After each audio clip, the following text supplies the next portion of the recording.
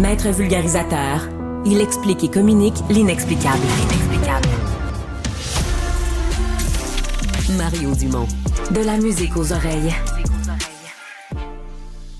Un athlète ukrainien, je vais forcer pour dire son nom une fois, le Vladislav Eraskevich, qui a fait la manchette aux Olympiques parce qu'il tenait absolument à porter un casque qui rend hommage à une vingtaine d'athlètes et entraîneurs là, qui sont décédés durant la guerre. On comprend que c'est un message lié à la guerre et les Olympiques, ils sont vraiment stricts sur le fait que rien sur les pièces d'équipement ou de vêtements ne doit porter un message nationaliste, politique, sur les guerres, sur les religions, sur quoi que ce soit qui pourrait avoir un aspect conflictuel.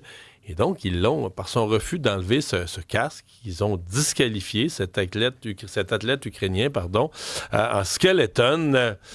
Michael Schweck, président du Conseil provincial du Québec, du Congrès des Canadiens ukrainiens, est avec nous. Bonjour. Bon matin. Bon, vous avez réagi comment à cette disqualification? Dans un premier temps, je pense que la communauté ukrainienne est extrêmement déçue avec cette décision du comité olympique.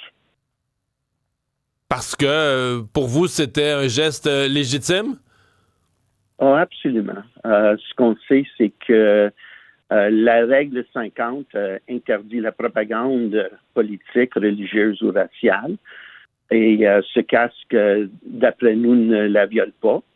Le casque rendait hommage, comme vous l'avez bien dit, le casque rendait hommage aux athlètes ukrainiens tués. Il n'y a pas eu de slogan, pas de scène de guerre, pas de gestes, mais simplement des photos sur le casque. Et les photos, certains, c'était des amis, d'autres faisaient juste partie de la communauté olympique. Et ce qui est important à retenir, c'est que la communauté olympique, c'est une communauté très unie et le sport repose sur la communauté. Alors, se souvenir des membres perdus en fait partie.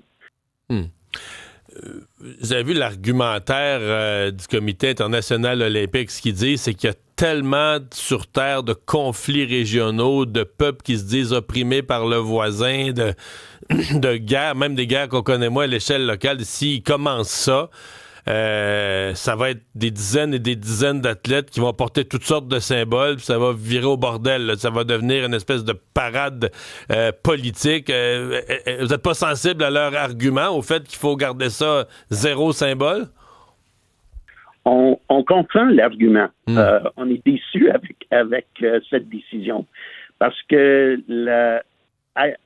afficher la propagande politique, c'est pas ça qu'il faisait. Ce jeune homme a sacrifié son rêve olympique pour honorer ses coéquipiers. Ça, c'est la dignité, c'est pas la politique. Ouais. Quelqu'un ne ferait pas ça juste pour avoir un symbole politique sur le casque. C'est important, vous venez d'utiliser les mots, là, sacrifier son rêve olympique, parce qu'effectivement, là, on lui avait offert des espèces de compromis. Ils ont dit, tu pourrais mettre un brassard noir ou tu pourrais mettre ton casque là, hors piste pour les entrevues ou les pratiques, mais lors de la compétition, mettre un casque neutre. Et il a refusé ça. Est-ce que pour vous... Est-ce qu'il en a trop fait pour la cause, au point de sacrifier son rêve olympique, ou vous dites qu'il s'est tenu debout jusqu'à la fin, puis ça vous plaît? Alors, encore une autre fois, on comprend la décision du comité olympique.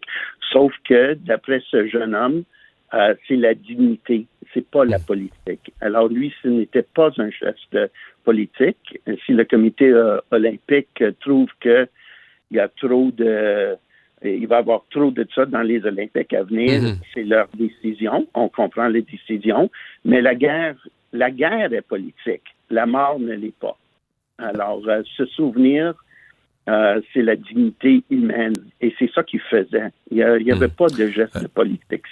C'est très clair. Est-ce que cet individu-là, aujourd'hui, Eraskevich, vous dirais qu'il est un héros en Ukraine? Si on allait en Ukraine aujourd'hui, là, je suppose si on parle de ça ici, on ne doit parler que de ça en Ukraine? Ça, c'est une autre histoire. Je pense que oui. Peut-être en Ukraine, ça pourrait devenir une question de héros de la nation, mais c'est parce que l'Ukraine, les Ukrainiens, c'est une guerre de dignité aussi. C'est pas la politique, c'est pas un conflit.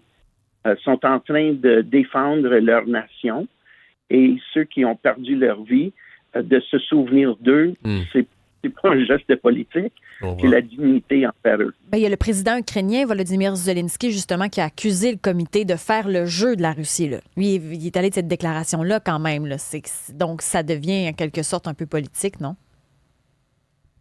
On sait fort bien que la Russie va maximiser de cette décision et c'est ça qui nous fait beaucoup de peine. C'est pour ça qu'on est déçus aussi. Michael Chouek, président du Conseil provincial pour le Québec, du Congrès des Canadiens ukrainiens. Merci d'avoir partagé votre point de vue avec nous aujourd'hui. Merci beaucoup. Je vous souhaite une belle journée.